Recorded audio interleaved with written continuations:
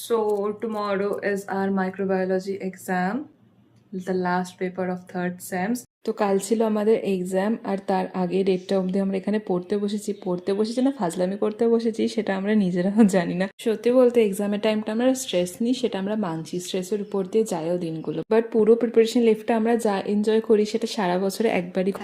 It's a coffee.